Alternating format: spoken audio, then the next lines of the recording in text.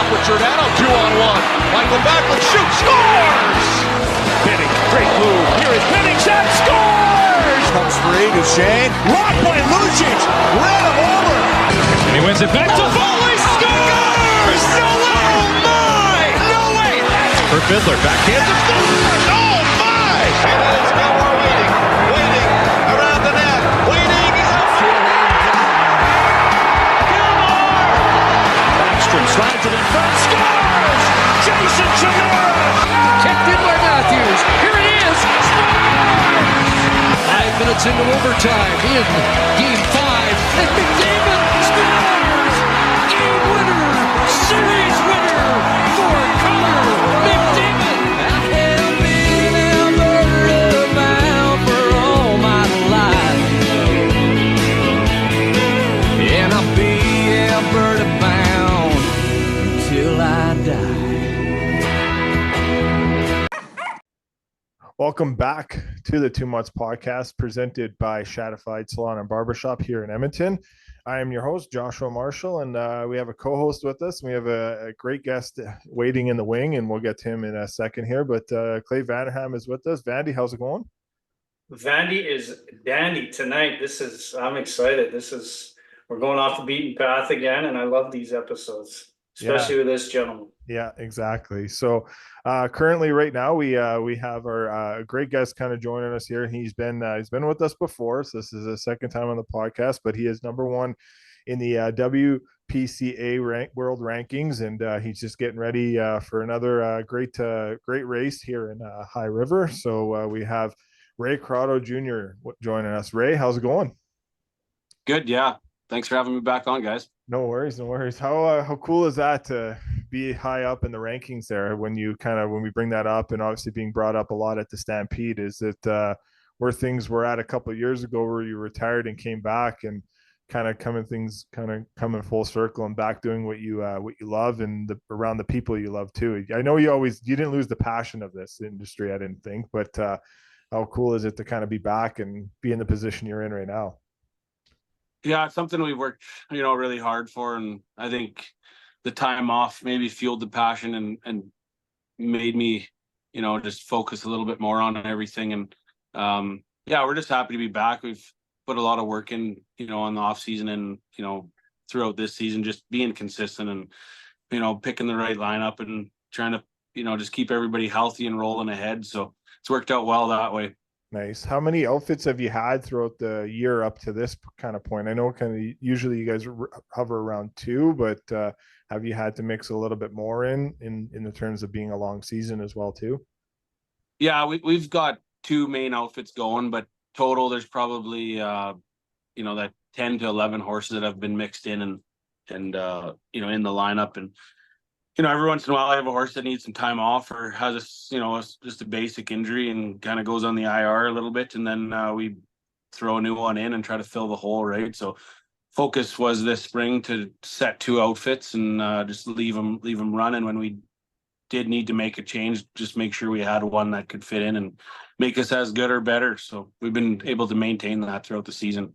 How does that process go? Because as from afar, if we're watching a TV or we're at an event live, how much support goes into the team around you? Obviously, with your wife helping you out and other people, how important it is to build that family atmosphere, but also that team atmosphere with what you have, because it's a team effort to getting this to where it is right now. Oh, without a doubt. Yeah, like family is wagon racing. There's so many families in this sport that do it, and it, I kind of joke you're only as good as your army, right? But and we've had a pretty good army with us all summer long, and especially during Calgary, we had people that booked their days off for their summer holidays to come and clean stalls and walk horses and be at the Calgary Stampede when it was 35 degrees. So to me, that's not a holiday when you're booking days off, but they loved it. There's a lot of passion and a lot of emotion and effort that went into the season, and then just the extra work that it takes to get through the 10 days of the Calgary Stampede. So pretty fortunate to have the people that we have around us, and they put up with me and the emotions with racing, and the fatigue that comes with the sport and the demand. But yeah, we're you know, I guess we're many peas in a shell, I guess. Put it that way. Yeah. Vandy, you got some stuff there? No, Bosco was talking about I've always wondered, and I've been watching this sport for, I probably 10 years, even longer, because my wife comes from the country background and the rodeo background. So how do you pick an outfit? How do you decide? Because to me, it'd be like a coach trying to pick players going on the ice. I'll use hockey as an analogy. How do you decide what horse goes where? Like, just 1 second here, I lost you. Oh, okay. No worries. Well, there we go. There we go. It might, yeah.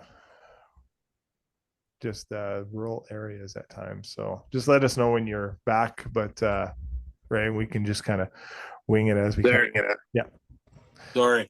Yeah, no worries. That's your whole question there. It's Just cut out technology. on me, and I was like, We're at the computer's mercy for these things. Exactly. yeah. No, my question was, like I said, I've been a fan. I said 10 years, probably longer. My wife's background, rodeoing and whatnot. But what goes in? The planning goes into what horse goes where in certain situations, certain races, because as as everybody mentioned, it's a marathon, not a sprint, especially the Stampede. What goes into the mindset and the team obviously behind you helps you pick, but how do you choose which horse goes where? I've always wondered that. To keep it fairly basic, we have a 1 and 2 outfit that goes off the 1 barrel and 2 barrel, and then a 3-4 barrel outfit. The 3-4 barrel outfit's mainly made a speed to try to outturn and get to the front end. And then the 1-2, you still need to turn hard. You still need to be able to keep the rail. But they're horses that are, maybe not as quick, but still have lots of potential and lots of run, right? So, as a team, each horse has to do their job perfectly to be able to out barrel the guys that are in the top in the world. And, there's some guys that are really cracking and turning, and it's a super tough competition. But when it comes to each horse individually, as we're breaking them and training them and teaching them, their new job and their new role as a Chuckwagon horse, they kind of tell you where they belong. As a driver and a trainer, we try them on each side, left or right, and they'll show you what, if they're a left-handed or right-handed horse, what their preference is. And then when it comes to position on the wagon, the pole horses or the 2 horses that are on the back are usually a bigger, stronger type of horse. And then the 2 in the front are kind of more finessey and, kind of the ones with the dangles, or, what I mean? The performance, right? So, Yeah. But, it takes a very confident, very driven horse to go on the lead their first year. And we were fortunate to have a few of those the last couple of years, and they've just basically went into that spot and haven't left. And, and then we found, mates that they get along with well, and they've basically become companions with each other and, best friends as horses. And they, you turn them out in the pasture and they don't go 6 feet away from each other. And then, it's cool because you can put them and hook them on the wagon together and they perform, right? So it's nice to see a horse that's happy and fulfilled with their new job. And you get some horses that made $200,000-$400,000 at the racetrack, so they were exceptional race horses. And then you get a horse that maybe made 30 or 40 grand, so maybe an underachiever and didn't do so well at the racetrack, and they come here and they become a part of a team, and they all can run as fast as each other. So you see a horse that maybe didn't perform as well at the racetrack find a job that they love, and a horse that they love to race with, and all of a sudden they've found high gear and can keep up with the fancy race horses. So it's pretty rewarding when it comes to seeing the animals adapt, and it's just like any good athlete in the world, whether you're a hockey player or a football player, you're typically good at other things, like ping pong or basketball or whatever. You're just naturally gifted. Doesn't matter what job's in front of you, you compete and you want to win, right? So turning thoroughbred race horses into a wagon horse is pretty natural, and it's actually, I find it fairly easy actually to teach these horses how to become a wagon horse. That's amazing how you just break it down. That is that way, the right? analogy is incredible. The chemistry that these horses need. It's do you guys use a lot of analytics? I know a lot of sports are going that direction. Do you guys have So it's Yeah. with thoroughbreds, it's pretty unique because there's a website, it's called equibase.com, and you can go in and you can search every racehorse's name. So they'll tell you exactly how many races they've ran, how much money they've won, where they've ran all over North America. Every single stat this horse has, from being their first start as a 2-year-old to, a 6-7-year-old when we get them, right? So you can see when they've had time off, or maybe there was an injury at some point in their career and they had 2 or 3 months off and then they returned to racing.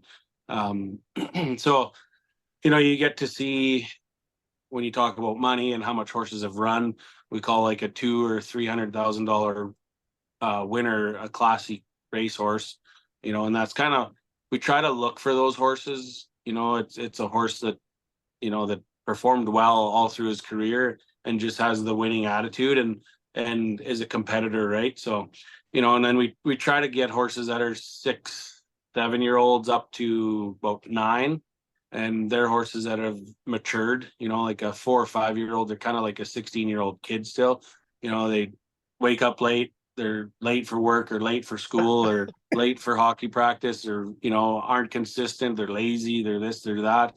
And then, when we get a 8-9-year-old and they've been on the wagon for a couple of years, a lot of wagon horses peak and are mature and consistent from the age of 9 to 15, and then from 15 to 17 or 18, they, just like us, they got older and slower, and just like us, we get into our 50s or 60s, or me feeling 60 years old today and I'm only 42 after 10 days of the Calgary Stampede, right? So yeah. But yeah, so it's a mature wagon horse is like a grown man. They get up and go to work, they're consistent, they are driven, and they do their job, and then they come back and there's never any issues with them, right? So yeah. What is your day-to-day like process on any given day on a race? Like, what is, like, are you a routine? Are you superstitious? Like, how does Rae Croteau Jr. prepare for a race at any point in his life, and how that goes? Yeah, I'm not really superstitious on anything. I just feel like if you have the right horses in front of you, you're able to do your job better. It's just like any sports team. If you have good athletes, you're going to be successful. If you're in a building stage, or you're in a stage where you're, selling a few and trying to trade a few and this and that, it's like, I refer to hockey so much because, Alberta and Canada, people can relate to that type of sports, and, their kids play it, or they watch the NHL, or they have a nephew in hockey somewhere, right? Or a family member. So they get it, right? And, but yeah, like for me, I've put so much time into it pre-race that, mentally I'm more prepared to go out and be successful, because, you've crossed all the T's, dotted all the I's up to that time where you have a minute and a half to perform. So them horses being ready to kind of give all they got is what you want, going into that race. Yeah. For your, like, how do you view the Calgary Stampede for you here just recently, as a few days passed by of it over? I know kind of somewhat at our end, we were just disheveled for you, and kind of like some of how things went, and sometimes it's out of Listen, I blame Bosco on that, because Bosco did a podcast and I wasn't watching. Yeah, blame I'm me. kidding. I'm joking. Yeah, I know. We were not happy that night. We were actually recording that night. We should have been watching instead. We were watching and recording at the same time. But I know it's a big event. I know sometimes, like, I think maybe the last time you guys were on, and correct me if I'm wrong, but like, is maybe like the Ponoka Stampede a little bit more of a marquee event for you guys, or is it the Calgary Stampede, because it's televised, there's the bigger crowd. Like, what is the marquee event for wagon racing? And I guess break down, maybe if you can, what you thought of your Stampede performance this year at the Calgary Stampede. Yeah, like for the WPCA, our marquee event is Ponoka for sure. Calgary is their standalone invite wagon race, but it's definitely the biggest race we go to. And you focus and build around that and basically prepare horses to be at peak performance, peak health, and everything when you get to that show, right? So it's demanding. It's 10 days of racing in a row. You go in there with 18 or 20 horses, and you kind of end up shortening the bench to 8 or 9, maybe 10 wagon horses. So the ones that are good are going. There's one outfit that ran basically 6 nights there, so the 4 horses dominated. I guess they were pushed to win because I knew they could, right? So yeah. As reflecting on our performance, the first 5-6 nights were really good. We were sitting second every night. We'd run second or third. It was like consistent all throughout the Stampede. And then we just had one night where there's a bit of jumping around in the barrels from other outfits, and we ended up sitting there too long. And I had a horse. The lead team kind of got turned and looking at each other, and then the horse got a line around his nose. So we had a little bit of malfunction, and then they blew the horn, and we were kind of in a pickle there for a little bit, and we ended up hitting a barrel, and that was basically the end of our Stampede. But for the rest of it, you still tried to hook fairly tough and go out and perform, win some day money, and try to cash in while you're there. On that being said, the last 2-3 nights I mixed some horses around, and I got a younger lead team that I hadn't even been in a race this year. Yeah. And I used them off the one barrel, and they did pretty good the last night, and I was proud of them. And they were hooked against 2 other of the best outfits in the association, and we got out turned off of the one barrel, but they ran with those outfits, and they got into some tight racing and in behind and experienced things that they've never experienced before, especially in front of a crowd at the Calgary Stampede on day 10, right? So it's good building blocks to creating a great horse and giving them the confidence to go out and be in front of those crowds and in those situations. So some of the good horses got quite a few days off, and I was just looking ahead to High River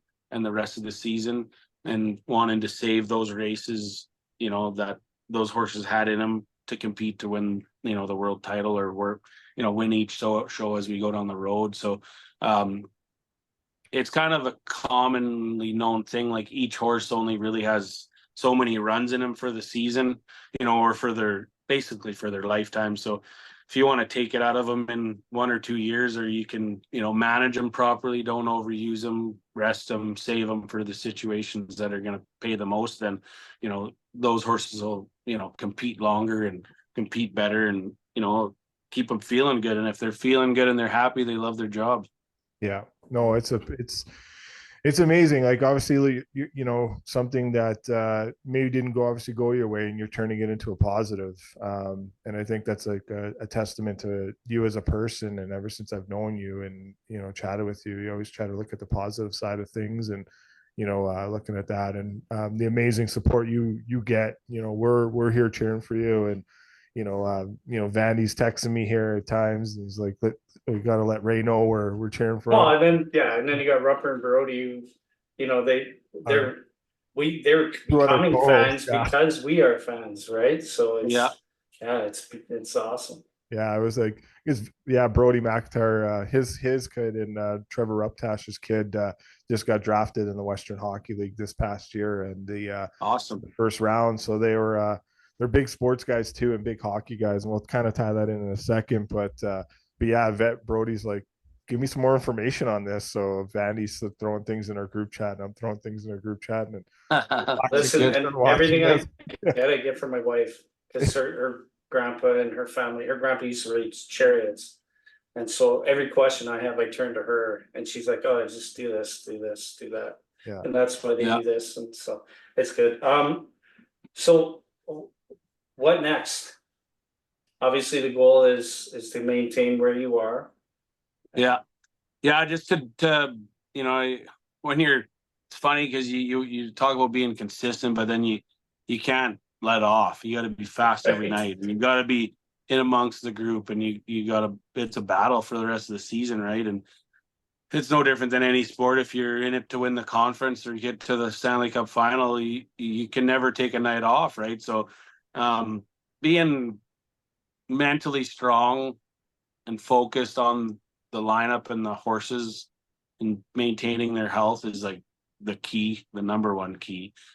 Mentally strong on the racetrack and being able to perform as a driver. And there's going to be nights where horses don't quite perform the way you want them, but at the end of the day, just get around the cans and be clean, penalty free, and let the other guys sit in the penalty box, right? So that's where you ultimately will gain come the end of the year, and that's what I've was able to do throughout the season so far, is just keep picking away and being a thorn in their side, and always be clean, and then either be in the front whether they're trying to chase me or be on their heels when they're having a good run too, right? So yeah, it's like anything, it's just consistency and never losing focus of the horses and your job.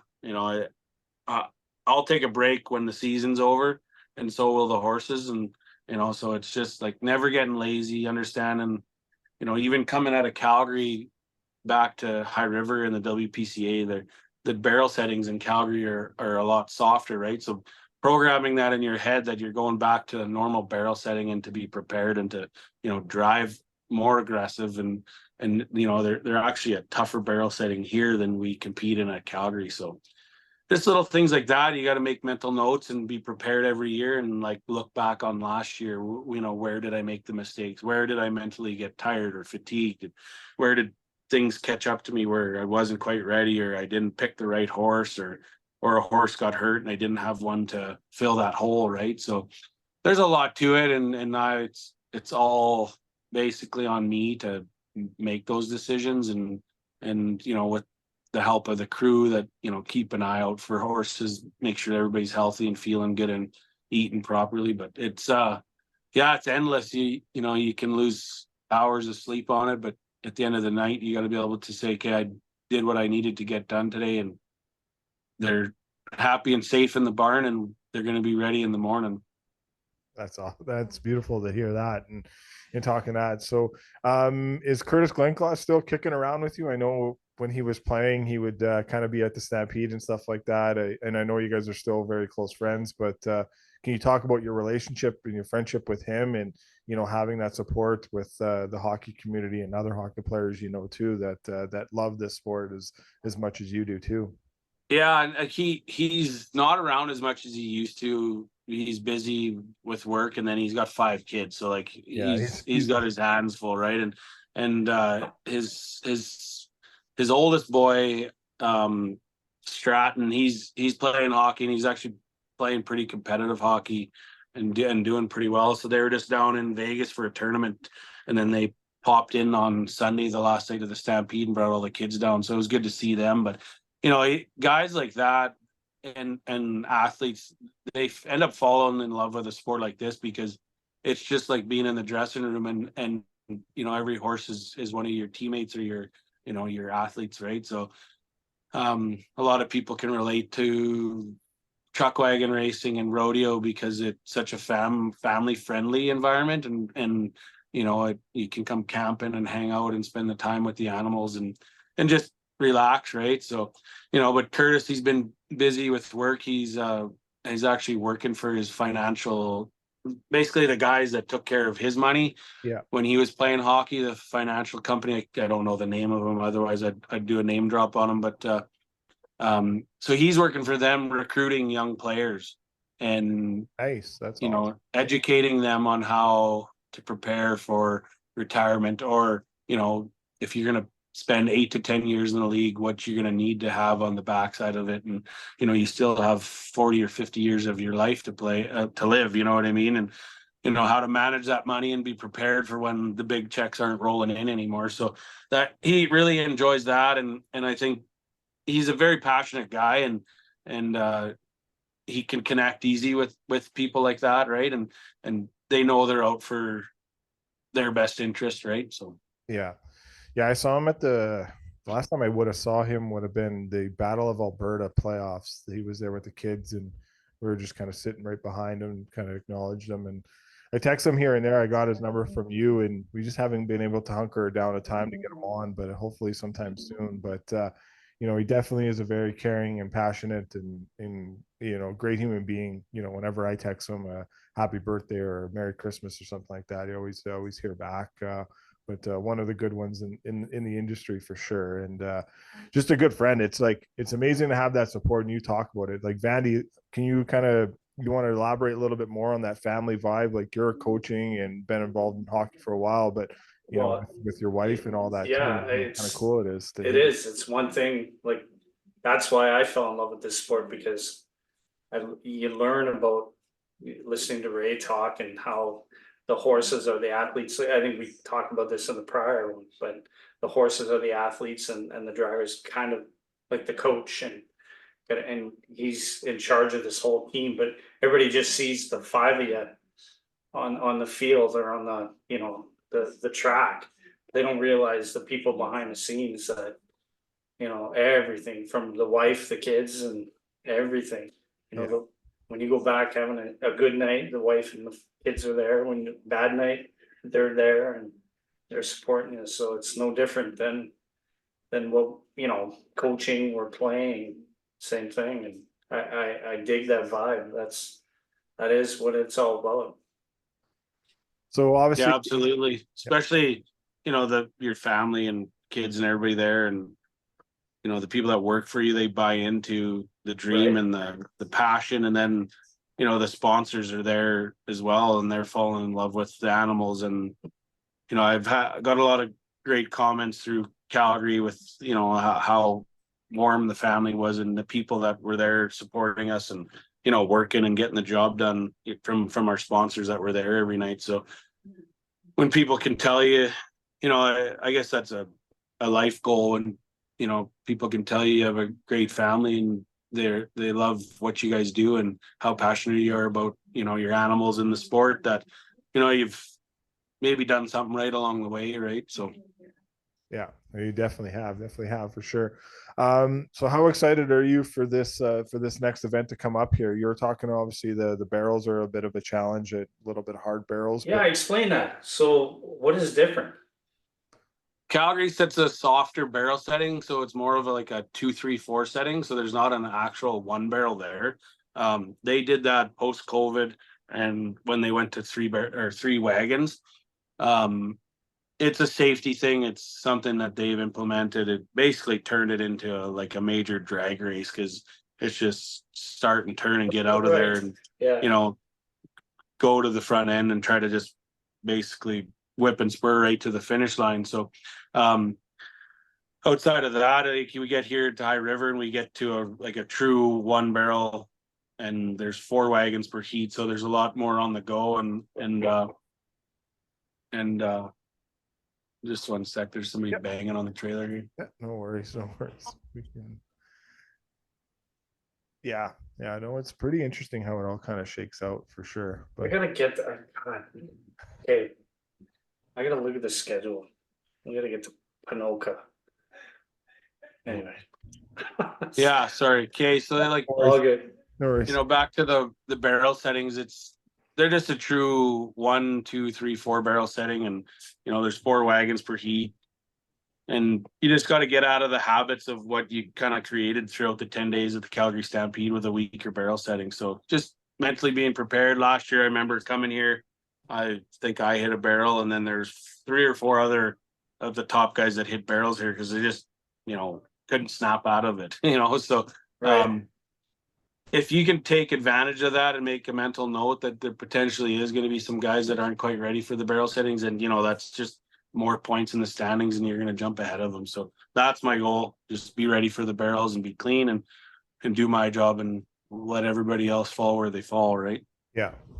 How your relationship with Billy Melville, like he obviously, we see him kind of running around at the Stampede trying to get into the wagons for the interviews and stuff like that. But can you talk about his being an ambassador for this sport and kind of what he means to you guys as in the wagon racing industry and kind of that brotherhood too, because obviously he's very passionate and knows pretty much almost every single name of every single horse too. He seems to know it a lot. He's like I guess you could say he's like the Ron McLean of Chuckwagon racing in a way. Yeah, he really is, and he's the statistician of Chuckwagons, and everything's usually right on the tip of his tongue or at his fingertips, for finding out stats from any year that wagon racing existed. So he grew up in the sport. Him and his brother Eddie was an outrider, and Orville Strangquist was their grandfather, right? So they spent time, I think around them and traveling and stuff like that. And then just, it was part of their youth, and they, has become part of their blood and grew up in it. So he's done a lot for the sport over the years. He's a paid employee for the radio show host, but at the end of the day, those guys, they're not getting paid millionaires to be broadcasters on the on some Chuckwagon circuit, right? So they do it because they love it, and they try to promote the sport, and they're ambassadors for everything we do, right? So very unique guy, and they're people you'll never replace. One of a kind, right? Yeah, no, for sure. Van, do you have any more there before we move into some more hockey talk? But anything else you want to kind of ask Ray on? No, it was interesting. I didn't realize that. I assumed all the races were the same. I didn't know that. Wow. I think go ahead. It depends on each location too, because some of the infields are shaped different than others. So right. Medicine Hat is another one where we run a 2-3-4 barrel setting, just like Calgary, and it's a smaller infield and it's a smaller track, so we're only able to run 3 wagons on it. So outside of Medicine Hat, that's the only other track we only run 3 wagons on. Ponoka's got a really big infield, so they have a real nice barrel setting, and then you turn the barrels and you're right into the first turn, so it has a short sprint to the first turn and a real long home stretch. So each track is just a little bit different. So you kind of strategize a little bit different when it comes to each location. Yeah. So do you do, obviously we see you guys do a lot of practice runs before the race, like you guys are going in 2 or 3 times maybe before, but how does like this week play out going into, night 1? How does that look for you guys? So these horses will have till probably Saturday morning off. So they got a good week off, which is quite a long stretch, but they put a lot of miles in from the Calgary Stampede to the Ponoka Stampede prior to that. So they had 16 running days in a 19-day span. So Saturday we're going to hook, and just give them basically a run around the track, give them some exercises, keep them kind of where they're not getting too fat and soggy and lazy, and just keep them sharp. So that's the problem too, is like if they're not getting used, they're not as sharp as they normally are. So, but the good outfits will be ready no matter what. It's just trying to keep the other ones trained and the new ones going good. So the next couple of days we'll get busier and be hooking probably fairly early when the weather's a little cooler, and try to stay out of the elements, keep them out of the sun in the afternoons. It's just like us. So, when we get hot and we're tired and we're sweating, we want to find the shade, right? So, and that's how you preserve the horses and keep them feeling good, and, keep water in front of them and keep them eating. So just stay out of the heat and stay in the shade and keep some fans on them and just let them relax. Yeah.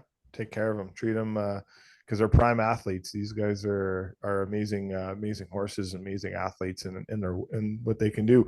Okay, let's move over to some hockey talk. Obviously, we saw what happened here in Alberta. The Oilers lost Game 7, but I believe you're a big Flames fan still, cheering for them, or just a big Alberta hockey fan. But where are you at with hockey here in Alberta with their two NHL teams, and what kind of, how much time did you get a chance to kind of catch what was going on during the playoffs and throughout the regular season? And in a whole, where are you at with the whole hockey theme here and how things look? And you obviously one team trending in a direction to win a Stanley Cup, and the Flames more trending in a rebuild too. And where your thoughts are on that?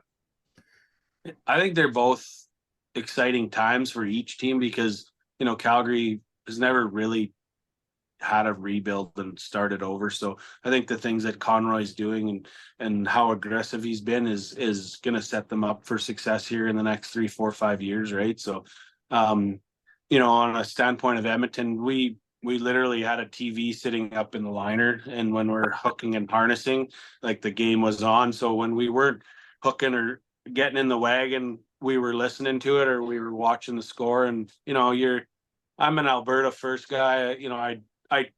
I'm kind of more of I turned into a players fan because I ended up watching Curtis throughout his career play on so many different teams, and you kind of met a few guys along the way, so you'd watch those guys and see what they were up to. But he spent most of his career in Calgary, so then I was a bit of a Flames fan before he went there, and then just kind of ended up always watching the Flames now that he's not even there. So, but there's a lot of good to come out of finishing second in the Stanley Cup final. It's it's heartbreaking and it's unfortunate, but those guys battled and they looked really tired, man, when they got to the you're singing "Oh Canada" and the national anthems, and they're zooming in on these guys and they look like they they had been beat up 10 times over, right? So I always root for them guys, and I think they got a good thing going. And there's rumors of Draisaitl and McDavid and them guys all kind of giving a bit of a discount to stick together. And I think the legacy teams have always done that in the past, and if they're going to do something like that and carry on, I think it's something to be proud of, as a player and as a teammate, that they're going to battle to the end and try to get a championship together and not just jump across for another million here, another million there, right? So I think Skinner was last year he had a tough year, and coming into this season he really surprised me and impressed me, especially going into the playoffs. So I think they found their guy finally, after 10 years of 25 different goalies or whatever it is. Maybe they found their guy. So not to mock them, but it's tough. Like when you're trying to find that one guy or that position, it can be next to impossible, especially when you got an offense in front of you and you need somebody to stop the puck once or twice throughout the game, right? So I'm a hockey fan. I grew up playing hockey and football and stuff like that, and what else do you do in the winter, right? So it's so true. Right. Yeah, so true.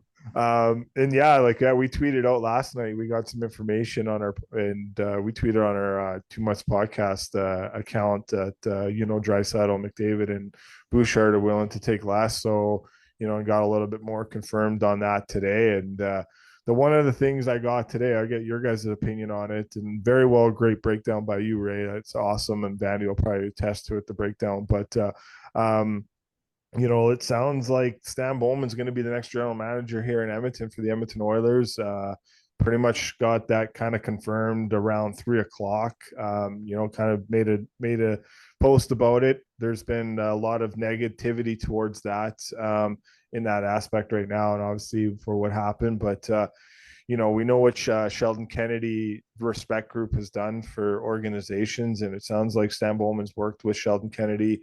And he also has the great center in Red Deer for the Center of Excellence for those kids that are fighting through mental health. But I'll throw the first question to you, Ray, in terms of where you at if this is going to happen with Stan Bowman being the general manager of the Oilers. You think he deserves a shot to come back, and knowing what we know from what happened in the 2010 team, like where are you at on that?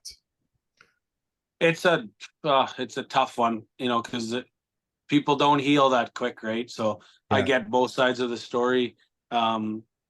but he does come with a resume of being able to put teams together and manage stuff, right? So it's a tough one for me because we were a part of the Sheldon Kennedy Advocacy Center in Calgary and did, a lot of stuff fundraising, pre-career, racing truck wagons and stuff like that. So mental health for me is absolute number one when it comes to, especially middle-aged men, people that, we wear our hearts on our sleeves, right? So there's a lot to it, but I think I'm never too weak to give a second chance either, right? So I think opportunities there to be proven, and if he can take this and prove to everybody, the man he is, then all for it, right? Yeah. And I agree, like the Sheldon Kennedy, center and what Sheldon's been able to do in helping more education for, people like, in those situations that have, maybe need to learn more, understand more. Mental health is huge. And, with the Child Advocacy Center in Red Deer, we have in our podcast for the last, 4 years, and we're going to go on for another year, just texting and talking with Mark Jones about, the great things that he's been doing and the new centers being built. But I agree, it's a tough one. It is tough, and second chances are there, but you got to put the work in, and so we'll see kind of where it all kind of lays out. It is a tough one, and it's not happened yet, so it's a lot of speculation until maybe it happens, and then that's when maybe the conversation has to happen further. But it seems like it's trending in that direction. Vandy, your kind of thoughts on this and kind of what Ray was saying, and where are you at? Yeah, I mean, it's the same. My biggest thing is did Chris Beach, obviously he's given the okay and the forgiveness on his end. Obviously he's the name that's come out. I would imagine he's given the okay or the forgiveness to everybody involved in this incident. Number two, this shouldn't have happened in this day and age. I mean, I've been taking respect in sport. If you've got kids in hockey, you're taking it too. I mean, we've been doing this now for 10 years, and I know this goes back to probably prior to that, but I mean, stuff like this shouldn't be happening. And for them not to know, that's, I guess, hearsay. So off the ice, I hope all is forgiven and everybody's, I would assume everybody's moving on. On the ice, the Oilers, Stan Bowman he inherited the Blackhawks from Dale Talon, and as long as he doesn't come in and wreck it, then sure, whatever, whoever they hire, that's fine. But I think there's other names out there that probably, Keith Gretzky comes to mind, that can probably Brad Holland do the job, and you don't need a big name. You know what I mean? You don't need that, that prolifical name, so to speak. But I mean, I have a hard time believing that these three guys didn't know what was going on. I mean, as a coach I've coached midget competitively. You know everything about, or you should know everything about every parent, and that's just a midget hockey team. You should know everything that's going on. If you're that, and you should be that involved in day-to-day activities. So for me, I'd have a hard time, whatever they choose, as long as they don't screw it up on the ice. But as far as off the ice stuff, I have a hard time believing that these guys didn't know what was going on. Yeah. Obviously, Joel Quenneville did an interview with Cam and Strict and talked about the situation there. And I mean, what are they supposed to say? They're, he's obviously wants to get his back into the NHL. Yeah. But I truly have a hard time believing that they didn't know what was going on, to even rumors being spread.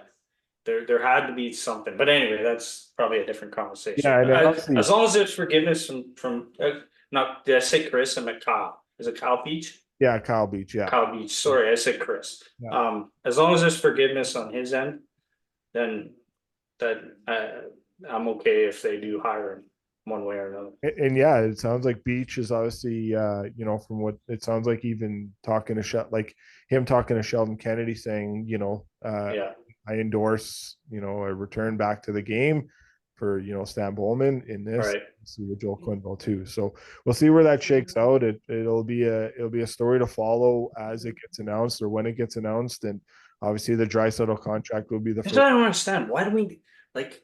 I get it. These guys are good. There's so many good Players. people. Like I get second chances and all that, but man, there's so many good people out there that you don't need to go digging for Back. guys. Yeah, you don't need to Right? go back and kind of need to Right. go forward, and maybe it's the next generation's turn ultimately, right? And you think Right. hopefully there's no drama that's brought to the team. Just let the guys play hockey and let the Right. coach, right? So Yeah. you could upset the apple cart a little bit, and it could be some rough waters here and there, but ultimately I don't think the Draisaitl's and the McDavids, you actually have to coach that much. You just let them play and you manage some ice time. And outside of that, I'm going to say they coach themselves and they play the game how they want to play it, right? So Yeah. hopefully they can look past it all and just, continue on. For sure. All right, let's finish up on this. Throughout the year, you're going to get a lot of sponsors, and they're going to help you out. They're a big part of getting, the wagon on the track here and everything. And obviously, having that and obviously giving back is very important. You talked about earlier, working and donating and helping with Sheldon Kennedy. Can you talk about the amazing sponsors you have throughout the whole season and the charities that are near and dear to your heart that you and your wife and your family give back to and work with, Ray? You kind of talked about that a little bit, and on a positive note in terms of like how important this is to build that up too. Yeah, we talk about team and team effort, and our sponsorship group has been pretty superb, the last couple of years, and I'll start with Scorpion Oilfield. They got semi-vac trucks, oilfield trucks out of Lloydminster. They're kind of spread all over Western Canada, 140 trucks. Jory Klinger, he's kind enough to give us, he sponsors our fuel for the summer. So, there's a pretty good price tag when it gets to tour in the summer and getting down the road and supplying fuel for our Chuckwagon team. So that goes unnoticed, or doesn't go unnoticed. It's huge for us. And then Central Oilfield Hauling, they're out of Grand Prairie. They got a service and rig moving company. They got about 30 trucks up there, and they've been a big part of us coming back and being successful. And then another good friend, Orrin Wade, he owns Tech Group out of Bentley area, Rocky Mountain House. They do pipeline facility work. It's what I do in the off season. So they're kind enough to work hard in the winters and support us through the summers and bring clients down and have a lot of fun with it too, right? So there's a lot of other companies that sponsored throughout Stampede, and just to name a few, is my brother-in-law, Allied Vessel out of Stettler. They're same thing, another fabricating company. They build and sell separator packages to the oil field, and then Wayfinder was a company that was first time this year sponsoring us, and one thing unique that they did is they brought the Calgary Food Bank on board. So it was nice to be a part of that through Stampede and have their name on the tarp and stuff like that. So as for charities, we've kind of fallen behind on doing our job and doing what we've done in the past, but we've always supported a lot of the schools and kids and stuff like that wherever we race. So we try to bring out some classes and some people out to the barns and educate them on the horses and let them pet them and feed a carrot and be a part of the crew, right? So there's a lot that goes into the financial side of things, like getting down the road in the summer and being prepared in the spring, and and being able to get us all home in the fall. So we're pretty proud of our group and fortunate to have them on our side. Yeah. I always look forward to your Snapchats when you're out in the oil field and the great laughs and the great stories that you share. They're pretty hilarious. So they make it good for a light day when you maybe have a bad moment. You just go look at a Rae Croteau Snapchat. You're definitely gonna be, laughing your ass off. So very well said, though. But I think it's important, like you say, like sometimes things get busy, but bringing out the kids and bringing out the schools and stuff like that, just to be around where that is, like that alone is going to separate from the pack in a way. It's just it's gonna brings people together and sees things differently. And, at the end of the day, it ties into that mental health theme that you talked about earlier, or puts a smile on a kid's face, because you never know what something's going through, or what he could be going through, or what possibly could happen where, and you see it in this sport. Once you get a taste of this sport, you love it in any which possible way, as a fan, It's so true.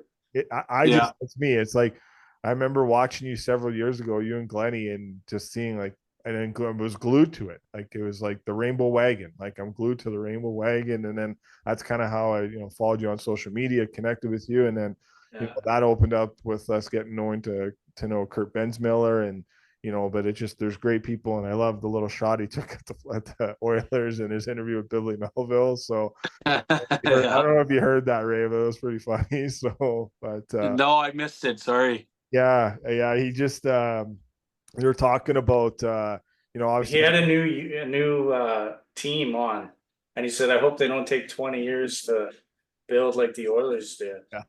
Out of context. It was something. And that'll happen, without a doubt, right? So you got to be careful. Yeah. So it was pretty funny. He had a good laugh at it too, and obviously Billy did, and the guys in the booth did. So, Van, do you have anything you want to add before we let Ray? No, I just, best of luck the rest of the way. Thanks to Ashley for letting us steal you for an hour, and the kids. Yeah. So you go back and kick some ass the rest of the year, buddy. We'll be cheering for you. Yeah. No, I appreciate it. And I just touch on mental health again, because go ahead. There's nobody that's not affected by it, right? So, I'd reached out to Sheldon. 2018, I got divorced, and there's a lot of things that changed. So I went and, spent some time there, and, got my shit sorted out. Right. So, right. And then this season I started talking to Brett Gardner. He's a rodeo announcer, but he's a sports therapist. So it started early November, and, it's helped me become and perform, how I have been this summer, right? So I don't take it lightly. Yeah. So if you're not feeling right, talk to somebody. Yeah. Man, I want to hug you right now, man. I wish this was in person, because I would jump through this computer and give you a big hug, because I was just at my therapist just before we stepped into this interview. I just drove from Sherwood Park back home, and Mind Buffs, Bandy knows them. We've been working with them for a while, and very well said. We need it, man. And Greg, this is a therapy session in its own, just sitting here talking and shooting the shit and just having a conversation, and it truly is. It truly is, right? So it is. Yeah. I'm fortunate and proud to be a part of it, so thank you.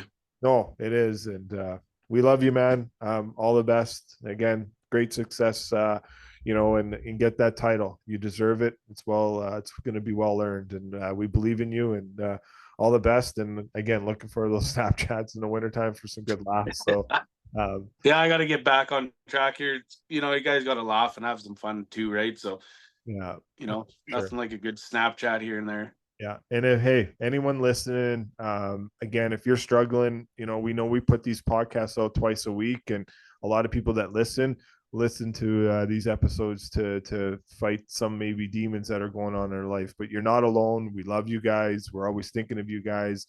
DM us if you ever want to get in contact with Ray. Ray, if there's sponsors or anyone wants to get in touch with you, they can follow you on social media. But is there another way they can kind of get a hold of you if they're looking to even team up with you in terms of that too? plug that real quick. Yeah, like I'm on pretty much anything out there. So if you see me, I have my phone on me 90% of the time, and drop me a message. Don't matter if it's Facebook or LinkedIn or TikTok. I'm on TikTok now. Even it's crazy. I funny. I'm like this big famous TikToker now. I keep telling everybody because I posted a video on TikTok with Eminem's new song tagged to it, and there's like 110,000 views on it, and I'm like some hillbilly from Rapid View, Saskatchewan, right? So, anyways, I'm bragging to all these kids that are working for me. They're 14 or 12 years old or 15, and they're on TikTok, and I'm like, oh yeah, well, I don't think you got as many views as I did, and I joke around with them. So, but anyways, the point is, if you need to talk to somebody, I'm on my phone, so just throw a message and we'll get it figured out. So. Yeah, for sure, we will. Good stuff, man. Yeah.